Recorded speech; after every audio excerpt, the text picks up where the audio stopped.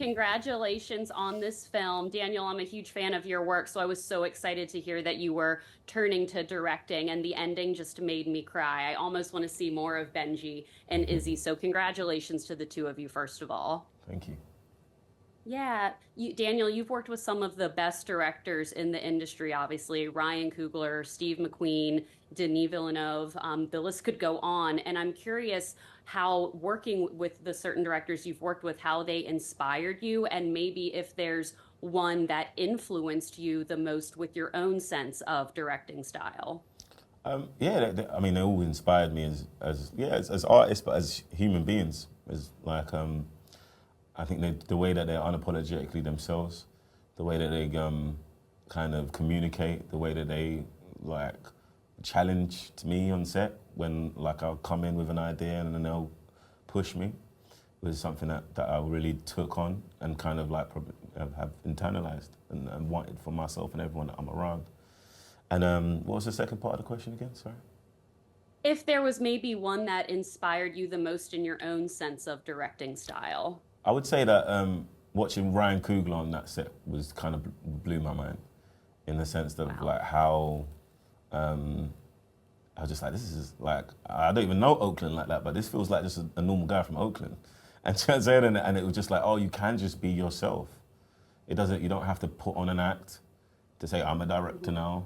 You can go, no, I have a vision, I know how to communicate, and this is the way I choose to communicate, and it feels more exciting, the fact that Yeah. he chose to do it that way. I think it was kind of like, I think the lack of code switching just really blew my mind. I was just watching him and saying, God, I'm so happy. I'm just here to witness this man work. And he was 30 at the time and had already done Creed and Fruitvale.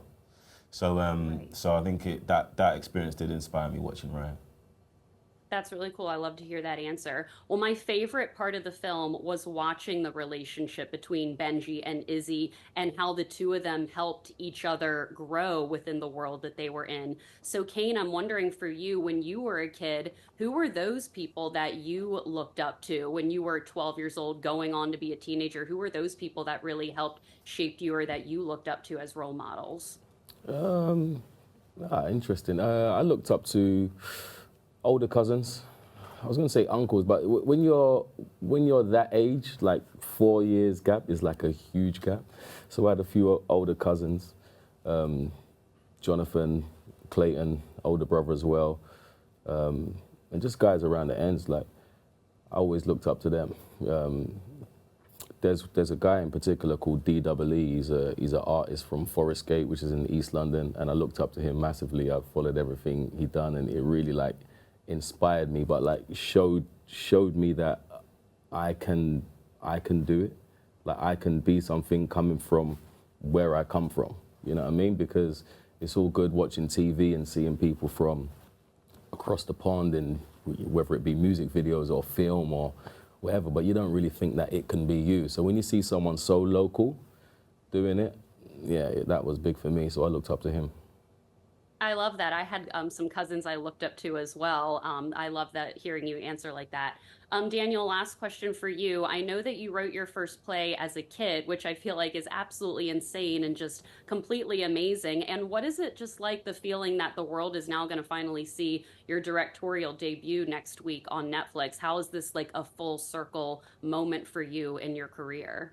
Yeah, I feel like it's something that that I spent most of my free time doing. Is like back in the day, I'd go to the library and uh, I didn't have space in my flat. Do you know what I mean? So I'd go and and map out my ideas and see what works and what doesn't work, especially after skins. I was writing on skins, trying to see what do I want to say.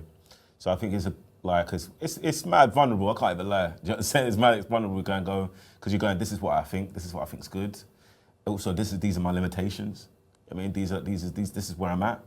You know what I mean? And I just have to lean into that and just own it essentially.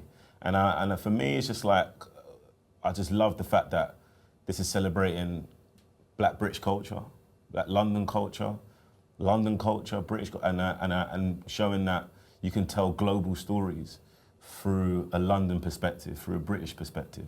And I love the ambition of it, do you know what I'm saying? And I love that we're working with a great team of people, do you know what I'm saying?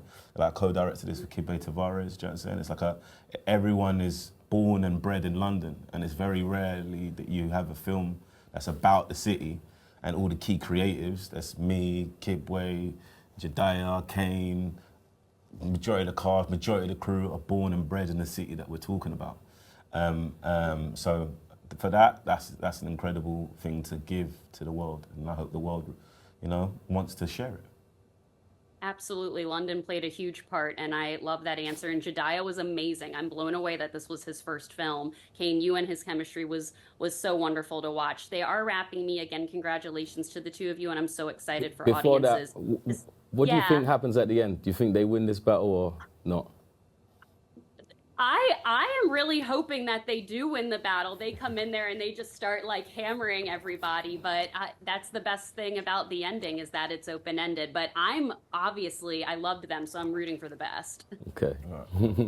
Thank you very Daniel's much. like, no. I feel like I'm going to be saying yes. Okay. Thank you guys Appreciate so much that. for your time. I'm excited for audiences to see The Kitchen. Thank you guys. Thank you. Appreciate it.